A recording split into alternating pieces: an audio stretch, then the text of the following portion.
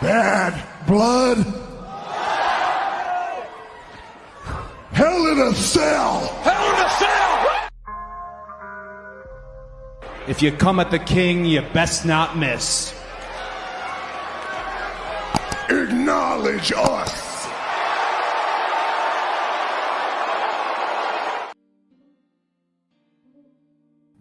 Hey, this is the Turnbuckle King. We are here at Red Carpet Ring. We are talking about the upcoming PLE Bad Blood. We're going to talk about the history of Bad Blood. You guys get the likes up as we come into the ring. It's going to be a discussion about the history of Bad Blood, talking about basically the Bad Blood events from 1997 to present. We know there was a little, it was discontinued for a while, but now it's the return of Bad Blood. And we're going to talk about the ugly truth about WWE Bad Blood event nobody tells you. So you guys, we're going to talk about plenty of Bad Blood from 1997, 2003, 2024, and then 2004, I'm sorry, and then the current one upcoming, Bad Blood 2024. So we're going to talk about all of these Bad Bloods, the main event of those matches, the story behind it, and we'll let you know how we got to those particular matches in Bad Blood. So you guys don't want to miss out. So you guys get the likes as we come in. Once again, Brutally Honest Good Bread, salute to you. Thanks for coming out. So let's get into it, guys. Let's talk about the history of Bad Blood. Let's talk about it, guys.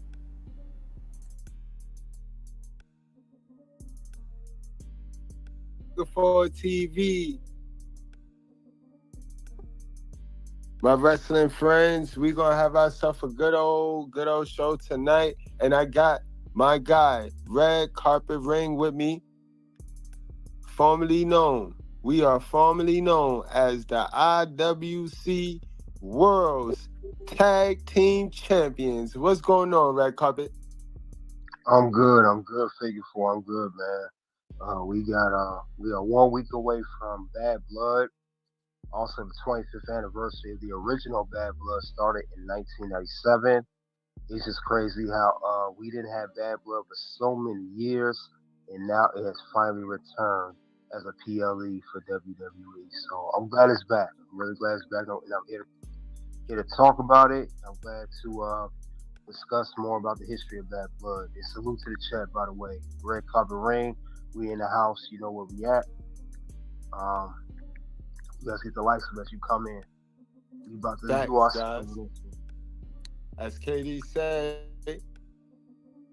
we are talking about WWE Bad Blood, originally styled, guys, as Bad Blood with 2 D's. And then they just took off one of the D's.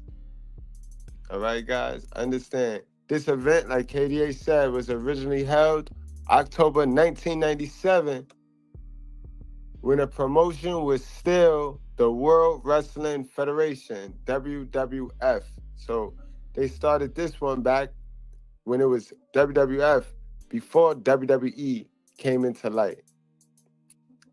And the first event was held as the 18th In Your House pay-per-view event. Remember, guys, the In Your House pay-per-view events, that house show was a show that WWE incorporated into their schedule so that they could get some extra dollars and not have to wait to their Big 4 pay-per-views. Remember the Big 4 pay-per-views? KDH, remind them of the Big 4 pay-per-views. Well, they really call it the Big 5, but Big 4 is Royal Rumble. The original is Royal Rumble, January, February. Then you have WrestleMania, of course, the big show of the year.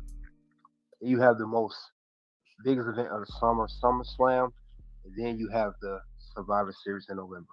And then also recently, the past several years, some people have said Money Back is the Big 5, is the most recent event as well.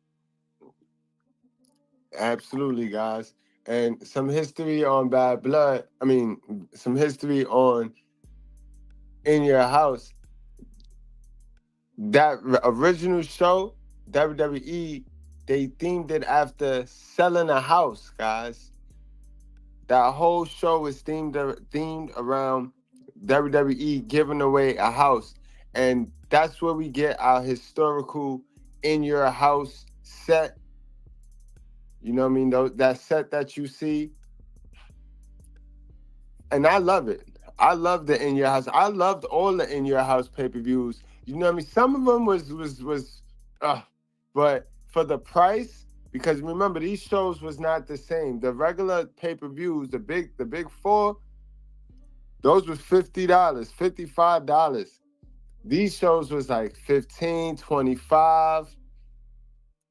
So you got a chance to get like a real good, because you got to remember how the landscape of wrestling was back then. We didn't get how we get today.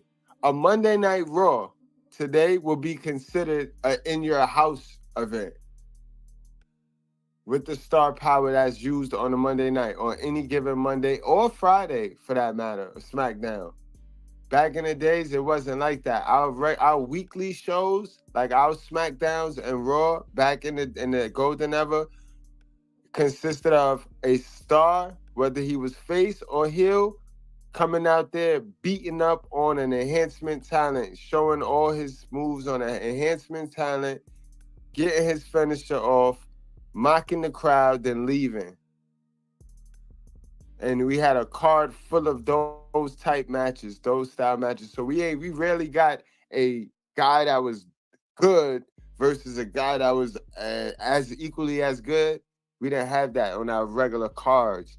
So that's how good in your house was equivalent to nowadays. Anything you want to add to that? Also in your house as well. It's a couple of firsts. I don't know if I want to go too soon into this, but it was the first ever, um, with the Bad Blood history. But also, I want to say in your house, the last one that we remember, NXT actually had in your house back in Mm. 2020. They're the last one to actually use the in your house theme. For you guys that didn't know that, it was lastly used at NXT Takeover. It was actually NXT Takeover back in 2020, but unfortunately you couldn't attend it because it was during the COVID era. Absolutely. And you know what's crazy about that? I think that now that NXT is where it's at, I think it's a better fit that NXT keep the in your house Yeah, they should brand. return it to NXT. They should return it because it is perfect. NXT has the roster for it more than ever. You know, it really will help propel that brand. Right. So guys, getting back to why we here, Bad Blood. So Bad Blood was created. Remember, Bad Blood was the name of the pay-per-view in your house. And that was created October 97. Bad Blood now took a break. It took a break, but it returned June 2020, 2003. And that's when it replaced, on that calendar year, 2003, it replaced King of the Ring. All right, guys? And for the next 2 years, on the calendar year, it replaced King of the Ring. Then in '05, it replaced One Night Stand. And it also replaced Vengeance the following year. So that's just a little bit of history on Bad Blood. So as far as Bad Blood, we only had 3 Bad Bloods, and today we're going to talk about all three. What made that? What made those 3 feuds vital that we put them into the Hell in the Cell, guys. So y'all sit back and prepare, because that's what we're gonna do today.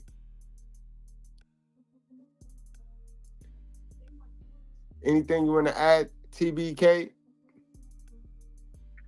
Yeah, for Bad Blood, I always notice the theme of Bad Blood is always not just blood, but hell in a cell matches.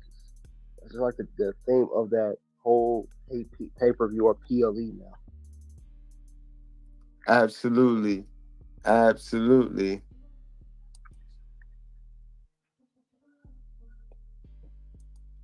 So we know that currently this is the feud. This is the big feud. This is what everybody wants to see. But the feud started, guys, like we said, back in 1997, where Shawn Michaels faced off against The Undertaker, guys.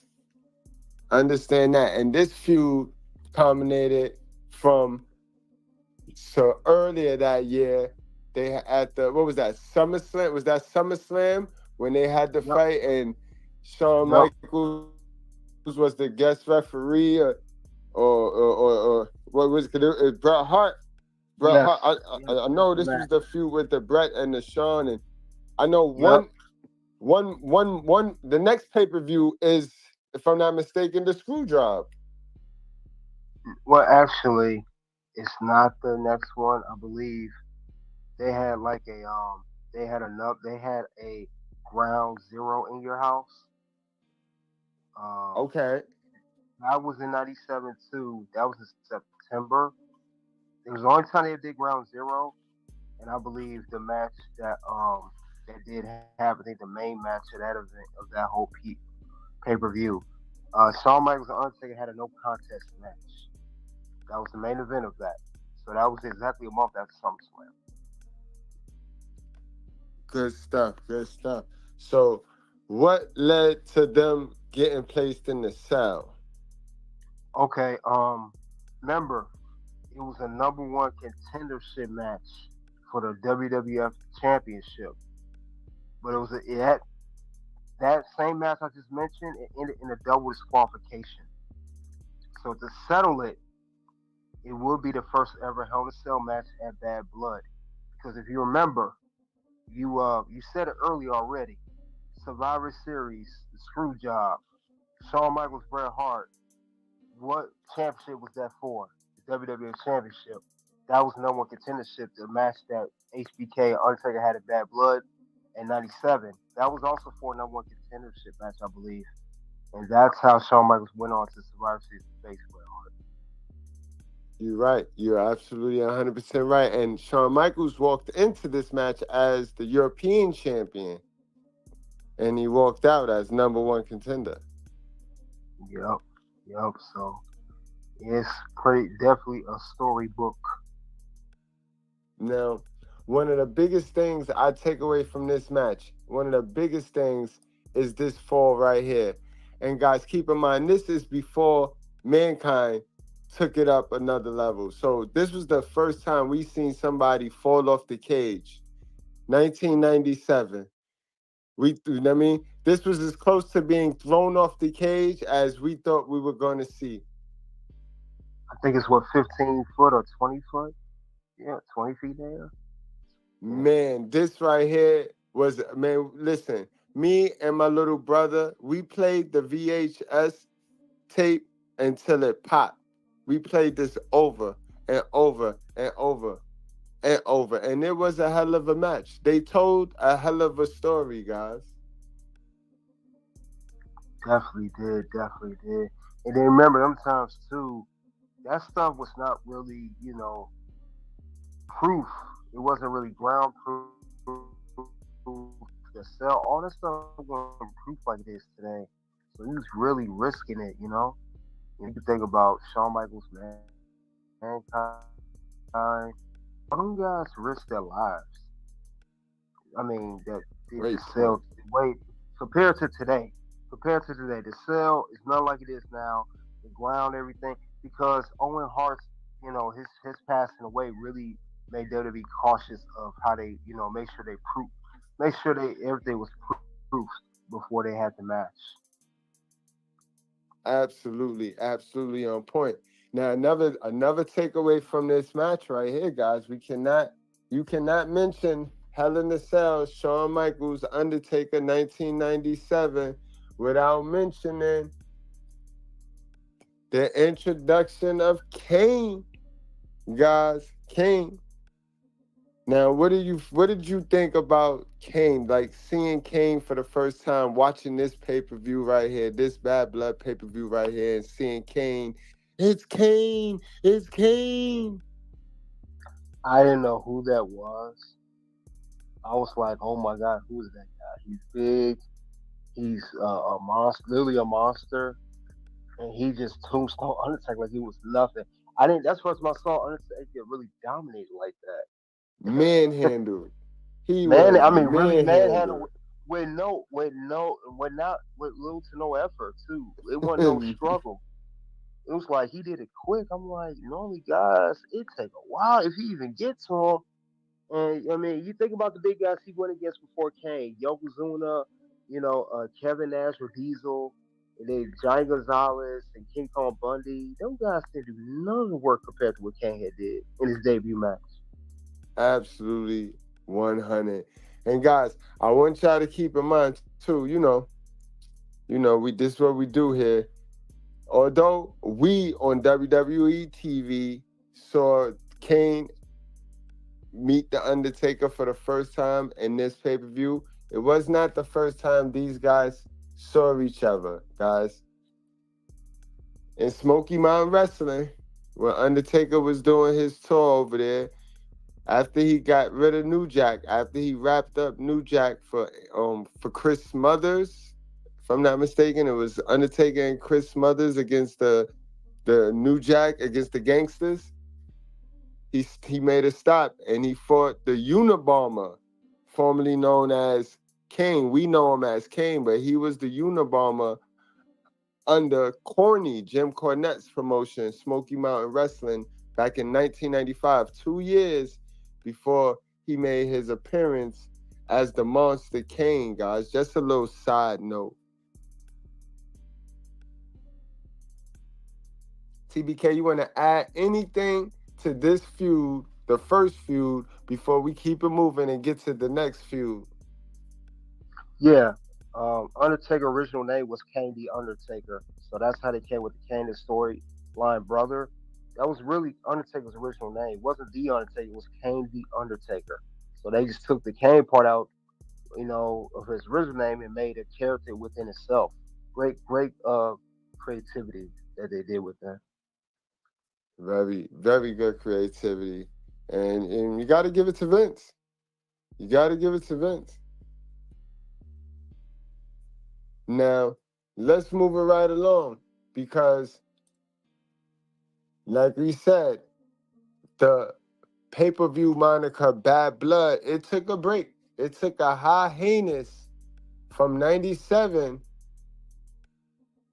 up until 2003, guys, where we saw Triple H face off with his brother Kevin Nash, and this was Bad Blood too.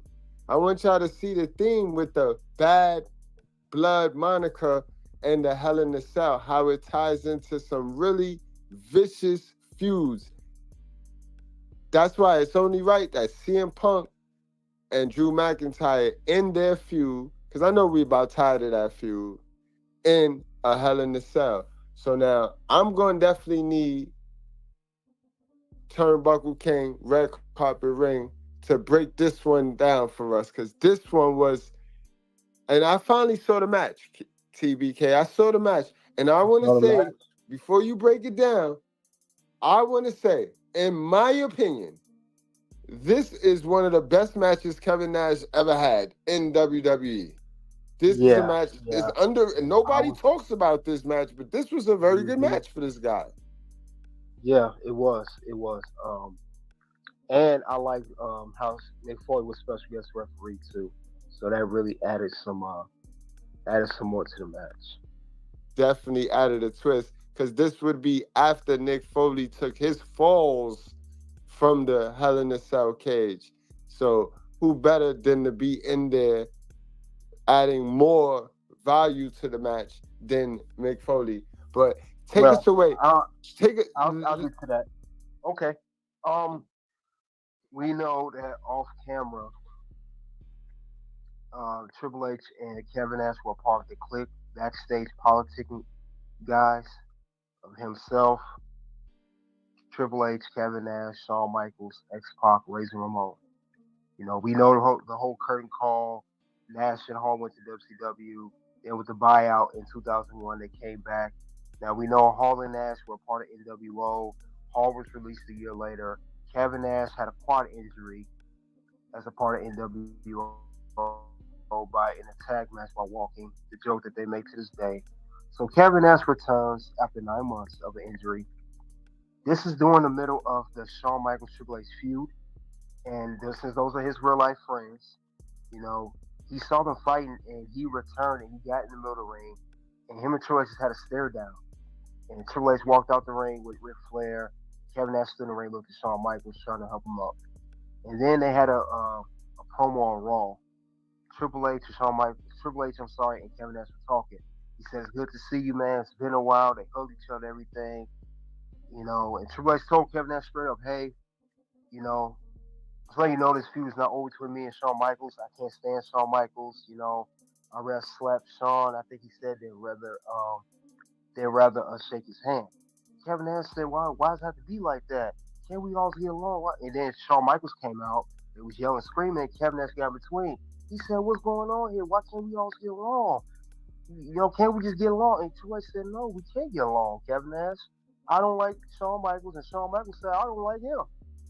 And then Triple H gave Kevin Nash the ultimatum. He said, "Look, Kevin Nash, I know this is a tough spot for you right now. I know you just came back. This is how the cards are laid.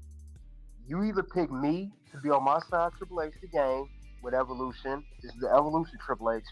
If you're with me, we're unstoppable. We can shut it down. We can take over the world. You know, but if you choose Shawn Michaels, however, you will be part of the world I'm against." And then he told Triple H. Triple H told Kevin Nash as well. While you do get on my side, he let him know straight up, you will be one step behind me. I'm the general. I'm the world champion. It's only fitting I call the shots. You will be with me, but I'm going to run the show, not you. And then Kevin Nash gave him a look like, "What you mean I'm be behind you?" He said, "I'll call the shots." Then he told Kevin Nash, "You got some time. It's either me or Shawn Michaels." And then he gave Kevin Nash some good points. He said, "I'm going to let you think about this too, Kevin Nash. The most success you had in your career, the most success I had in my career is when we walked away from Shawn Michaels." And Kevin Nash kind of stared at Shawn Michaels and announced, like, "That's a good point."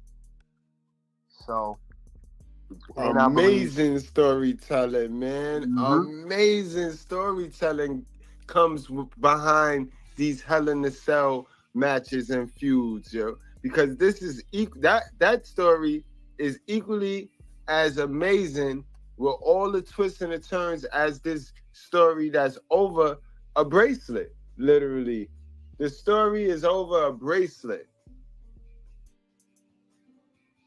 Wow, man. Wow. So what man? All right, so now break down the match. How do we get to the match to where we get Mick Foley, we get Triple H, and we get Kevin Nash in the Hell in the Cell? Well, if you remember, Kevin Nash and Triple H, they had a match at Judgment Day back in May. It was for the World Heavyweight Championship. But Triple H, he won the match. Well, he didn't win the match. He actually, it was a disqualification. So Kevin Nash won a match, but championship can't change hands through the DQ. This is Right. when Triple H was using a sledgehammer. He was attacking all the referees in the match. And if you remember, and that was a good match too, yesterday, Kevin Nash and Triple H. Not a bad match either. This is where Kevin Nash did the jackknife powerball over the announce table on Triple H. So he beat Triple H up bad. He did give it to Triple H, but see Triple H got DQ. So Stone Cold, the general manager at the time, he said, "Okay." He was asking referees around. He told Triple H, Triple H, you use a sledgehammer to retain your title. I understand you're a champion, you gotta do what you gotta do, but you're Stone Cold, of course, from the former world champion himself. He said, "This is what we gonna do." This is getting crazy because him and Kevin Nash kept having a brawl out on Raw or whatever. Stone Cold announced it will be Bad Blood Hell in a Cell match. But here's the key: he asked all the referees, I think it was Tim White, Earl Hebner, who's going to referee this match? And ref said, we're not doing that. We're not refereeing no match by him. He just knocked out all these referees in the last match with the sledgehammer. And this guy, he took this ref out and that ref out. No referee wanted to referee that match. And then Stone Cold, Eric Bischoff, Coach Jim's like, what we going to do about Bad Blood? We need a referee. Nobody wants to referee a Triple H championship match. And then Stone Cold made the announcement. I found the one person sick enough, crazy enough to referee this match. That's how Mick Foley was introduced as special guest referee. You know, so Okay. and yeah. Well, at first Triple H, when he heard about it, he said, you know, Mick Foley, I recommend you bow out or be a referee because if you don't, I'm going to beat you up. And Mick Foley said, I don't care. If you want to beat me up, beat me up. Him and Triple H had a brawl. And Mick Foley was giving it to Triple H at first. Then Triple H had to steal chair. He hit him on Raw. And he gave him a pedigree on top. He gave him a pedigree. And when Triple H walked out the ring, Mick Foley got up and he counted 1, 2, 3. And Triple H said, okay, you want to get up like that? Let me give you another pedigree. And he pedigreed him. He was down. And Kevin Nash came out. They brawl went out. And Kevin Nash jackknifed Triple H to the ground. He pinned him, and Mick Foley counted 1, 2, 3, saying, hey, if I could beat him now, I should beat him in Hell in a Cell. That's the setup for the Hell in a Cell match at Bad Blood. And that's how we got that match. Man, that was great storytelling. And what's your take on the match? What's your take on that match? I think it was a great story because if you look at it, like I said earlier, Kevin Nash had the other match won, but Triple H, had a disqualification. Had it not been DQ, Kevin Nash probably could have beat Triple H and become world champion. So it's only fair if he got a second shot at it. But this was better because this was ending, and I said it before, Hell in a Cell ends the feud. And we knew that when that Hell in a Cell came with those two, that feud was over. And I think, like you said, Kevin Nash put on one of his best performances. He didn't botch or anything. Him and Triple H, it was a very good offense from both ends, actually. It was not one dominating the other. It's just Triple H, he comes up at the end and he dominates. As you see, he hit Mick Foley with with the chair and everything. But it was a good match between Nash and Triple H. It was a very solid match. Very solid match. And like you said, like we pointed out, they had very great chemistry together. These guys got very good chemistry together. And was this the whole quad incident? We didn't. I did. That's how he was out for 9 months. That's how he was out for 9 months. That was when he's a part of NWO. That's when he's a part of NWO. I think he may have had problems with it again. I'm trying to remember. Because Kevin Nash wasn't around much longer after 03. 04, he was gone. Okay. I don't know if he got released or I can't remember go back that far. But this was the last full year we saw Kevin Nash in WWE until like 2011 or something like that. So I don't know if Kevin Nash got released. Because remember, this is right before Kevin Nash went TNA, I think a couple years later. He went TNA. So I think he was a summer. I know he's a SummerSlam of that year. He's a part of that. That Elimination Chamber match. I remember that, but I think that was the last match of Kevin Nash. I think that was the last one. A singles match. I mean, was he caught up in that? Was this after the plane ride from hell? Was he caught up in that whole plane ride from hell? That was 2002, a year before. I think Scott Hall was not so much him. Right. He wouldn't have been able to make this match. He wouldn't have been able to make this event. If anything, it would have. Scott Hall, like I said earlier, got released. He got released. Okay. But I think Kevin Nash. I want to say Kevin Nash the last year. If I'm not mistaken, I could be off. I believe he left. Yeah, he did. He had neck surgery. That's what happened. He had an injury with his quad. He had neck surgery. He had neck surgery. Okay. And I think he got hurt in that SummerSlam Elimination Chamber match. But because he was filming a movie called that Punisher movie. That's why his hair was short. Right. Yeah, he had lost a match against that. But his last match was SummerSlam. He had got neck surgery, and I think that was it. He didn't come back to WWE until years later. Like I said, Kevin Nash was not seen around too much longer. Yeah, if you know, all those old WCW guys phased out.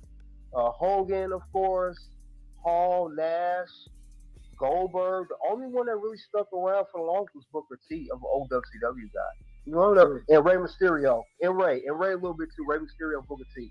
The one guys that really stuck around the longest, and of course, and Jericho, I'm not gonna count him because he came before the merger. Guys that came after the merger. And do you think this is why Kevin Nash is just so bitter towards the newer guys? Because Kevin Nash just be so bitter towards the newer guys in their contract. Yeah, because Kevin Nash know he wasn't the guy, the it guy. He was around the it guys like Triple H, Shawn Michaels, or Hulk Hogan. He was around them, but he was never the guy for a guy his size. He never was. And my thing with contract, he had a guaranteed contract at WCW. That was really his prime as far as contract goes. WCW was his prime. So I don't understand why he got mad. He had an opportunity. I think he mad because the newer generation got a bigger contract, but the times have changed, and of course, inflation has changed too. So it has to be more money. Things cost more now. Right. Do we think he's supposed to get paid because he is part of the guaranteed contract bunch? So he think he's supposed to get paid a percentage for everybody that get a guaranteed contract? That guy Nash need to sit down. He's Nash is crazy. Yeah, he talked about Logan, he talked about LA Knight, talked about Punk. I'm like, you had a guarantee. You think the guys before him, Nash, was happy when you got a guaranteed contract at WCW? They weren't happy about you either. Absolutely not. But let's move it right along. On this hell in the cell journey, guys, from the past to the present. This has been a real good one. All you need to know about the history and future of WWE Bad Blood. Let's get it. Let's move it right along, guys, because next year, from 2003 to 2004, they capitalized on the Bad Blood pay-per-view again, guys. So they took a break, a hiatus in 97 to 2003, but right next year, they had another Hell in the Cell with a vicious feud. And TBK, Red Carpet Ring, can you do the honors? Because you touched on a character that was in this next feud in 2004, which was between Shawn Michaels and Triple H. And before you start, it's kind of safe to say Triple H is king of Hell in a Cell. A lot of people say that Triple H is that's Brock Lesnar. Undertaker. Yeah, and Undertaker, yeah. Undertaker's really the king of because it makes sense for his character more. And he had the most wins. Triple H had the most wins. Brock Lesnar was the king if he didn't leave WWE. Since he left all them years, I kind of took that from him. If anything, Brock Lesnar, you're just the king of dominating. You're just the king of dominating. Period. No, I messed up. That Brock Lesnar, they mentioned him for SummerSlam. They say he the king of SummerSlam. He's a SummerSlam. But we know Bret Hart got that. But in Hell in a Cell, you right. It's the Undertaker. But I think it's Triple H. Undertaker beat Triple H at Hell in a Cell WrestleMania. It was until Undertaker beat him. Good point. It was him. If anything, Triple H really was the king of Elimination Chamber. because he had the. I think he still has the most wins. So I really give him more of the Elimination Chamber title. Good point. And also they said that Triple H helped create it. That is on record saying that he helped create it. So I would give him the Elimination Chamber king. He knows his opponent is completely helpless to resist the submission hold. He's in full-on attack mode now. There's what? Good. This is why I just color commentate. I just color commentate. But let's walk them down slow to this feud, man. How did the feud come about before we get to the match? How did the feud between Shawn and Triple H come about? Well, remember, for the history of Bad Blood, since we're talking about before I do get into it, for the 2003-2004 Bad Blood, that was not a dual branded event. That was only exclusive to Monday Night Raw.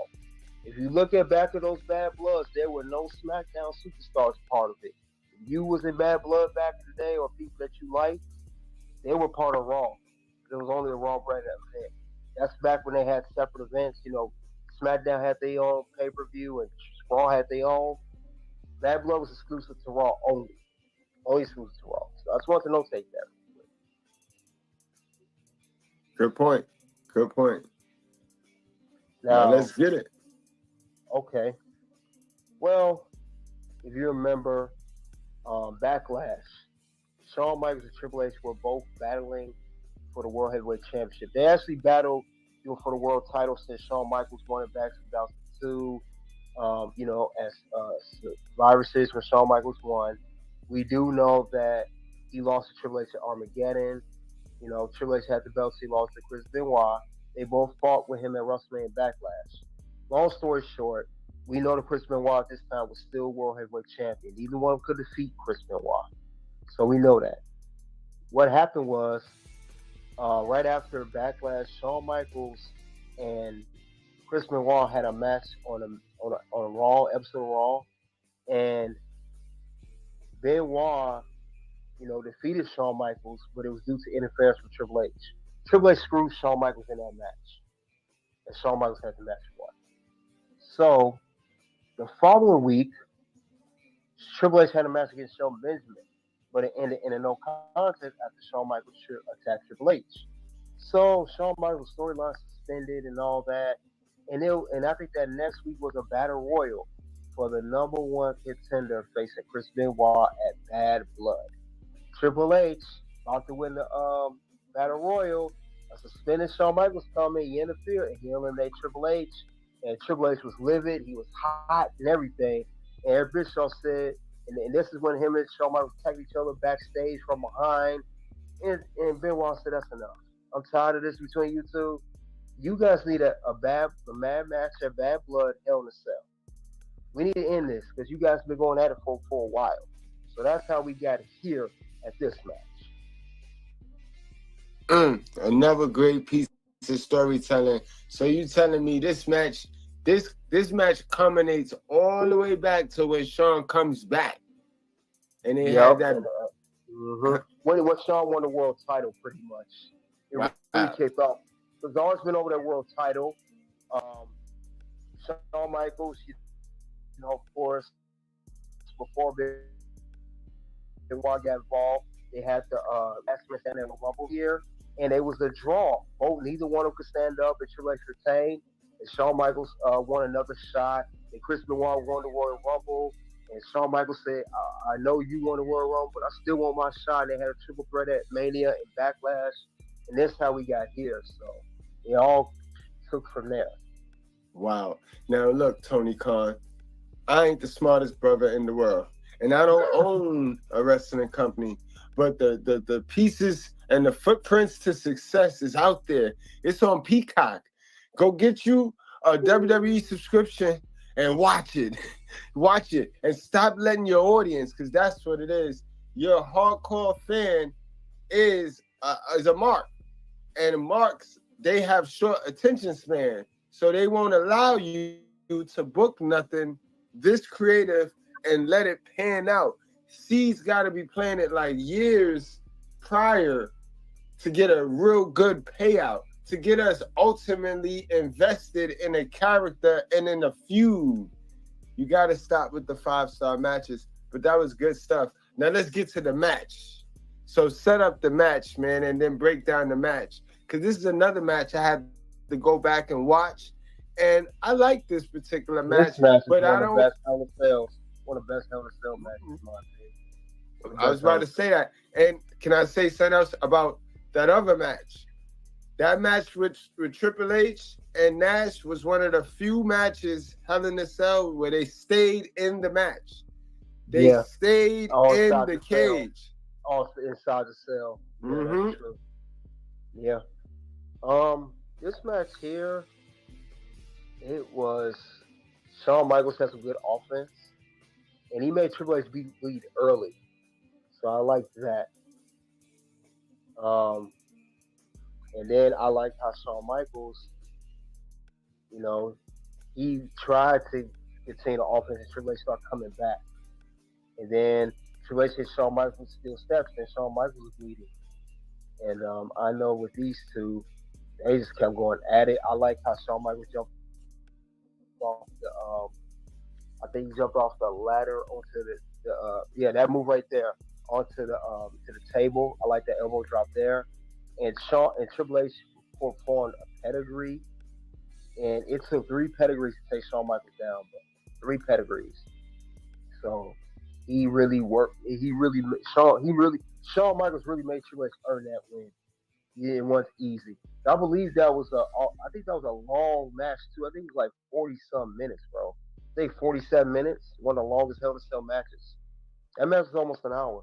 Yeah, you don't Good know stuff. that. I like that part. And then I know I like after the match, Evolution carried him out. They helped him out because it was so brutal. And I love the story. Like Triple H, he got pedigree. You thought Shawn Michaels done it was a near fall. Then Shawn Michaels, we thought he got Triple H and it was a near fall. It was just good storytelling, man. These guys really fought to the end. That was a match right there where they fought to the end. It really was fought to the end. So I admired that match. And you knew that this ride with Shawn Michaels was over. You knew it was pretty much over. You could tell. But I love how Shawn Michaels got some sweet chin music in, near fall. Like I said, the match was so good, Shawn Michaels got a standing ovation. I think about the audience. They gave him a standing ovation after the match was over. That's how great that match was. Mm-hmm. Right. Man. So we pretty much broke down the history. Now let's get to the future, guys. Let's get to the future. Because that leads us to the feud of all feuds, guys. That leads us to the feud, the current feud between CM Punk and Drew McIntyre, guys. So we all know. And if we don't, Red Carpet Ring will bring y'all to speed. How did this feud start? Take us back. Royal Rumble this year. Mm-hmm. CM Punk got injured his tricep, and Drew McIntyre injured CM Punk. But CM Punk eliminated Drew McIntyre from the Rumble, which he said he was going to do. And, Drew cut that great promo. I think all the time, I prayed for this and it happened. Prayed on CM Punk getting injured. And this has been going crazy from there. Drew won the world title at Mania this year. CM Punk was commentating. And when CM Punk saw Drew and Seth face out, and Drew beat Seth, was mocking CM Punk. CM Punk pulled the brace off, tricked us. He hit Drew. And then Damien came out, cashed the contract. Drew Ray was 5 minutes this year. So he made fun of Drew. Man, but I give you one thing, Drew on the mic, he been beast. He definitely kicked it up. Somebody told him, "Look, you're going against CM Punk, boy." But I like I like your theory, and you called it early. You said CM Punk is definitely helping him with his promos. Yeah, he's helping him he's right. He's helping him with his promo. He sounds like CM Punk. When I hear Drew talk, I said that's something CM Punk would say.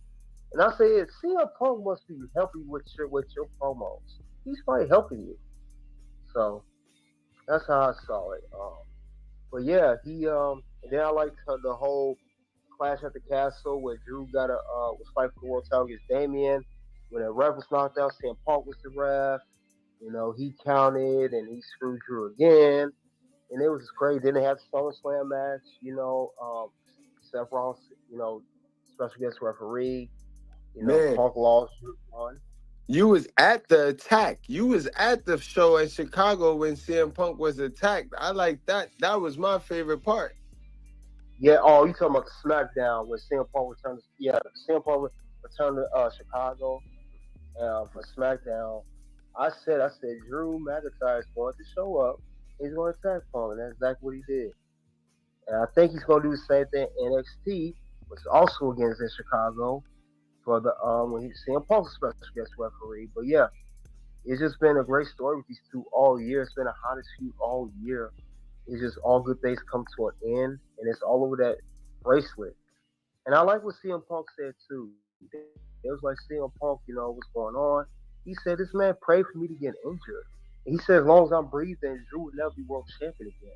That was great. That was cinema right there. That was cinema. It explains why he kept screwing Drew in all these world title matches, bro. Because you pray for this man to get injured. He said that's personal. CM Punk said we're athletes. We're all athletes at the end of the day. You pray for me to get injured? That's real brutal. That's personal, bro. So I gotta make you feel that. You gotta feel that now. That's exactly what he did to Drew this whole year. Yeah, that's wicked. That's very wicked. So, Yeah, guys, wicked. guys, what I've done now is I've dropped a link. You can't get on the link with Safari. You got to paste it, copy and paste in your Google browser.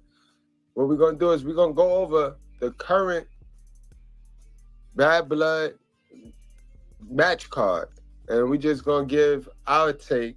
I mean, there's no wrong opinion. There's no right or wrong answer. We're not trying to argue or debate. Please come respectfully and come with a critical thinking, open mind, see things from different perspectives. All right, this is wrestling. This is wrestling, guys. All right, but we dropped the link. So if you want to join the stream and give your opinion as we go over the card match by match and give our opinion, then do so, guys. All right, that's what we're doing now. So, TBK, you want to add anything on this Drew Mac and CM Punk feud before we get into the overall match card? I more likely I believe that they're gonna say it's gonna main event Bad Blood, which I'm sure it will. I hope it does close out the Bad Blood, close out this feud, and close out the PLE. So hopefully it does do that. Facts. All right. So I don't got any pictures of the match card, guys. So I'm just gonna read off the matches as I know it, as I see it. TBK, do you got access to that? Because I don't even have I can't. I will have to close the graphic in order to pull up the match card. I have a photo of it. Send you a photo of it. No, I don't. We don't need a photo. If you could just read the matches off, and then we just go off of. We'll go off for your lead. We'll go off for your lead. Yeah, we could do that. Well, first off, I just did this earlier. Bianca and Jada hosted Bad Blood, so the name is go off for that. They're hosting the show. The first match we could talk about is Liv Morgan, Women's World Champion versus Rhea Ripley. Dominic Mysterio will be in a shark cage and above the ring. So this will be the second title match they had. Remember, SummerSlam they face each other and Dom threw Rhea. So this will be the second match for world title between Rhea and Liv. And it's funny because everybody wanted to see Dom on a pole, Dom in a cage. Everybody was talking about a ladder match. So now Dom. So we get that now. Yeah, and I think that's why he did that. It wasn't gonna be a custody because they just want to make it so he couldn't help Liv retain. Yeah, but I think Liv is gonna get some backup. I think in my opinion. I think Liv, I watch your show, so I'm cheating right now. But I think Liv, I think Liv gonna get some backup, man. I think Liv gonna get some backup in the form of a woman. And she will leave Dominique for a woman. She's gonna leave Dominique for a woman, and that woman might be Raquel Rodriguez. But you ain't hear that from me, guys. What's the next match? The next match we have is Damian Priest versus Finn Balor, regular singles match, 1-on-1. Man. Man, what's your take on this match, TBK, man? I'm gonna go off your lead on this one. Going off the history between Damian and Finn, since Finn always gets held by Judgment Day, Damian, after losing the world title back to SummerSlam, he needs and getting attacked. I know that they won the mixed tag team match at Bash and Brother, but like I said, that was more of a Rhea and Liv thing. Damian needs this win, so I got Damian winning that match. I'm going to go with you. I'm going to say Damian could win this match because, Finn, you got the tag team title. Y'all not doing nothing with it. And exactly. you don't lose nothing. You still a champ. Okay. We could talk about Nia Jax, the WWE Women's Champion, 1-on-1 versus Bayley, the previous WWE Women's Champion that she beat for that title. Bayley, she defeated Naomi on SmackDown for a #1 contendership match, and now Bayley finally gets her 1-on-1 rematch. Now I talked about this earlier. Nia will retain. Tiffany will help her, but Tiffany might cash in that night or tease it, or definitely show it. I just got a feeling that she don't cash in at Bad Blood and want to hold on to that contract a little bit longer. Yeah, it's a toss-up on this one. This one, I'm going to sit back with my popcorn. I don't know if she's going to do it just yet. I don't think she will, because we see this with the women's money back contract. They win in July, and it's like they cannot hold on to no longer than 2 months. Like, can we have someone hold on for at least 3 months? We seen with the previous 2 winners. Last year, Io Sky, and the year before that, Liv Morgan. Didn't hold on to it for long. The longest to this day is Carmella. So if we get that again, just hold on. Man, how long has Tiffany had it? She won it since July. So what are we in late September? Almost 3 months. We're coming on 3 months. All right. So she might be able to hold it. She might be able to break it. Hopefully she don't wait. Hopefully she don't waste it, because the predictions still say that the young ones is gonna waste it. Yeah, that's true. That's very true. So we gotta see what's gonna happen with that. But I don't see Bayley regaining the title, though. I will say that. I don't see that happening. Do not see that happening. That was my next question for this match. No. Who is she taking it? Is she taking it off Nia, or is she taking it off the winner?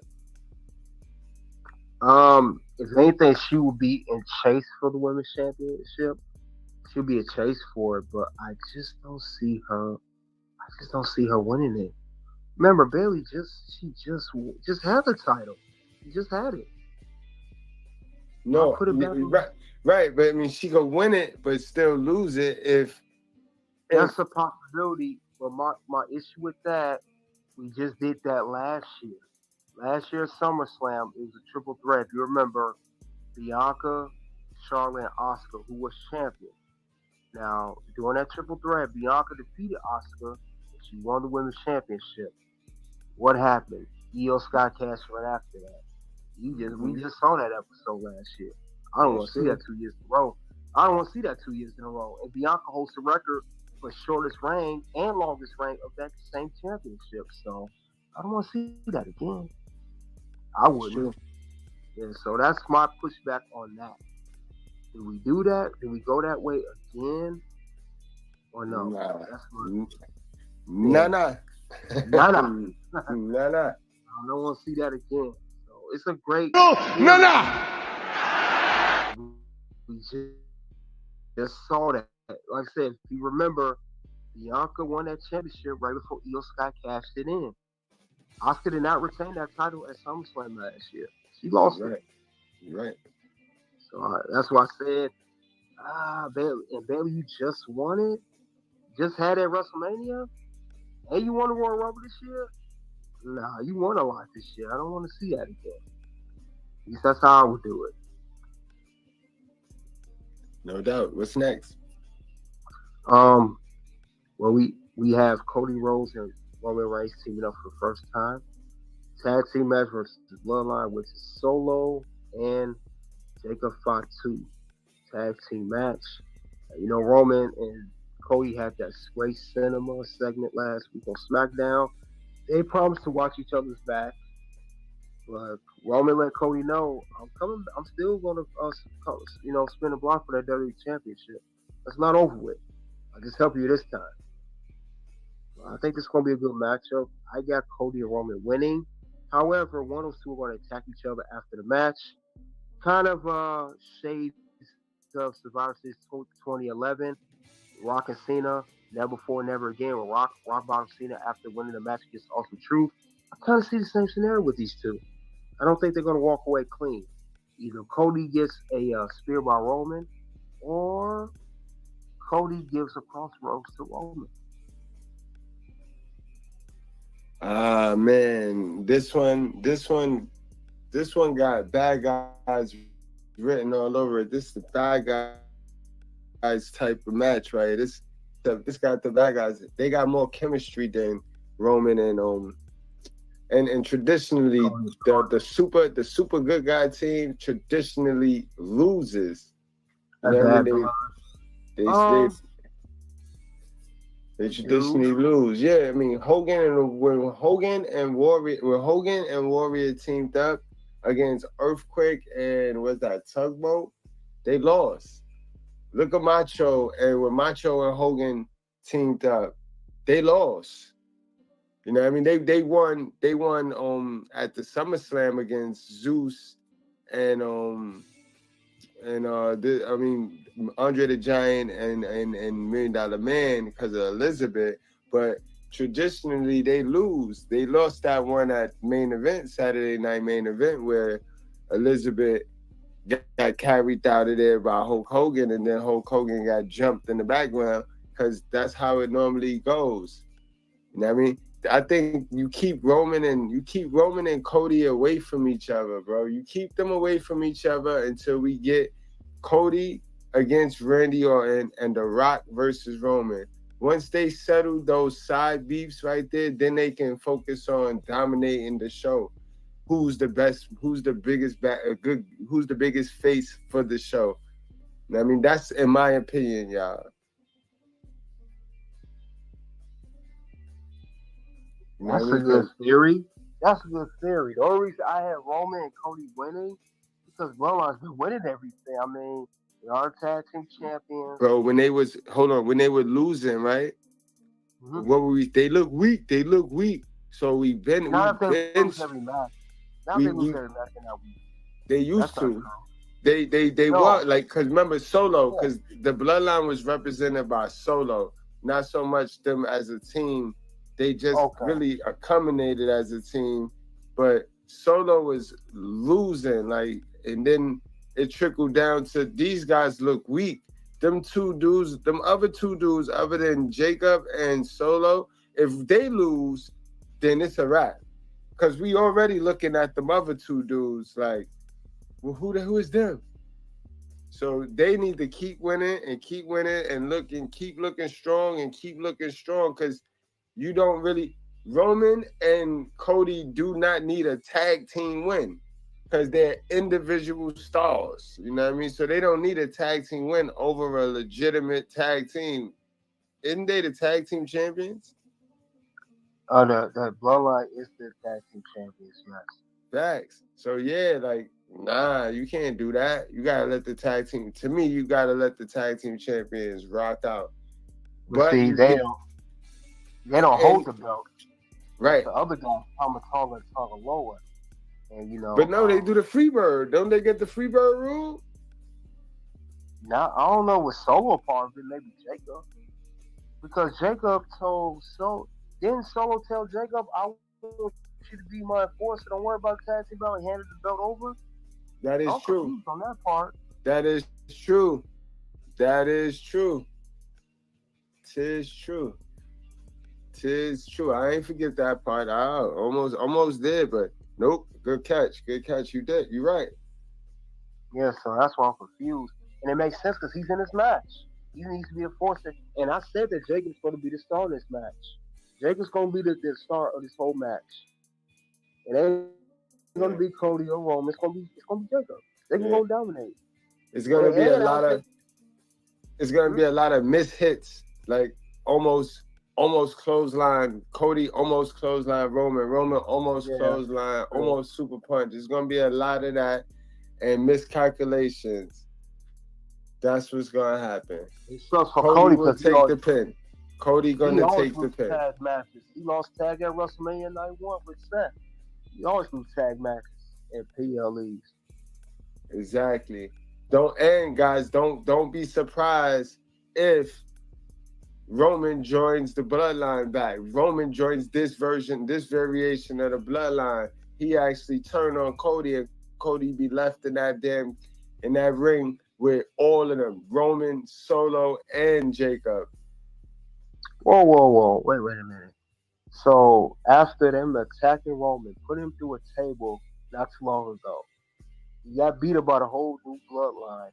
That was his punishment. That was his punishment for losing that Mania, boy. He gotta respect that. I thought his punishment was like you said, you took Jimmy and the Wiseman from me. I thought that already was punishment. You said you already took everything from me. That makes sense. That makes sense, TBK, but think about it. Everybody lost at Mania, so everybody got to face their individual consequence. Jimmy lost to his bro, so he had to face that. Jimmy lost to Jay. Know what I mean? Wise Man lost because Roman lost. Yeah. Know what I mean? Solo the only one ain't lose at Mania. Solo didn't have a match either. He didn't have a match either. Oh well, he ain't lose. You lost every other match, though. He lost every other. Yeah, the last time he won was without cheating with John Cena at Crown Jewel. But, I mean, I don't know if that would make sense having him rejoin them. So you think Roman is going to sit back and take a back and let Solo run the show, even though now we can say that. Now you said that Solo gonna fall in line. Solo gonna fall in line, man. Yeah, Solo hasn't won anything. He lost. Yeah, remember Roman cost Solo. He interfered in Solo's match at SummerSlam. I was trying to see how that would work. Like, dude, you just interfered in my match. You Superman punched me and spared me. I can't even beat Cody because of you. So how can you? But how can you cry at that when you just tried to take me out? You turned on me, bro. Like. I mean, I'm gonna come back and just be cool with you and shake your hand, like, bro, you knew what I was gonna do. Now we even, like. Well, I guess it makes sense now. Cause we family. You gotta remember, it's bloodline. Yeah, bad it's blood. Allies. Cody has no allies. Right. Well, my thing with Arn Anderson saying, Cody, you got a couple friends. Where are they at? Where are these friends at? KO. And, yeah, because they don't be Orton. It's not gonna be Orton. It's definitely not gonna be Randy Orton. That's gonna be the next challenger. KO and Randy Orton, boy. You know what happened too? Now you say that might be the reason why Randy Orton flips like, dude, you teamed up with Roman. That's the enemy. That might be the reason why the heel turn happens. Ooh. Like, we mad at you. Think about it. Why would you team up with Roman of all people? That's a fact, though. Why would you agree to this crap? That's probably why KO is. That's exactly why KO. That's exactly why KO is not feeling it. Like, you're teaming up with our biggest enemy. That's like the Hatfield and McCoys. We the Hatfields. You going to McCoys? Mm-hmm. I mean, why are you going over there? Why would you team with him? And why would you agree to this match? In other words, for Kevin Owens and Randy Orton on their side, they like, dude, this is really disrespectful, bro. We fought wars against these guys, and you're teaming with him. It was just a one-off match. It doesn't matter. You teamed up with this guy. Facts. Facts. And then Facts. Facts. Kevin Owens could say, "How'd you feel about team with Roman? How'd you feel Randy team with Roman? You wouldn't like that either, would you, Cody?" So they kind of got a reason, and I think that sets up not just for Roman and Cody to be great allies, it sets up for a turn. Like, Cody, I got a reason to turn on you. You teamed up with Roman. I don't care if it was one time. You teamed up with this guy. Right. And two, Roman, and you think about it too, Roman didn't ask you to team with him, Cody. You took it upon yourself to do it. Remember, Cody said, "I'm done with the bloodline. I'm sick of it. Roman doing his own." Then you turn around saying, "Give me the contract. I'm going to sign." Like, dude, you took it upon yourself to team with this dude. He didn't want your help. He said he didn't need your help. Absolutely true. All true. Yeah, so we gonna go on and wrap this thing on up, guys. We gonna go on and wrap this thing on up. For those of you that stuck around, y'all got some spoilers and y'all got some things to make you go some things to make you think. You know what I mean, guys? So I hope y'all enjoyed the stream. Toxic Ring, Red Carpet. Do you want to add anything? I can't wait till Saturday to see what unfolds. That's all I gotta say. Can't wait Saturday in Bad Blood. Facts. And y'all do go check out the reaction that he got. Can you market your channel real quick, bro? Yeah, Red Carpet Reign on YouTube. We talk about the PLEs, the Raw, SmackDowns, NXTs. Bad Blood, I just did a prediction. Check that out. Toxic Scandal, that's aka KDH. Scandals and relationships on that channel. Just posted a video earlier too. And then for the fans that are all into women's wrestling, you can check out Pink Squared Circle. That's all women's wrestling content. Past, present, and future. We greatly appreciate it. Salute to the chat.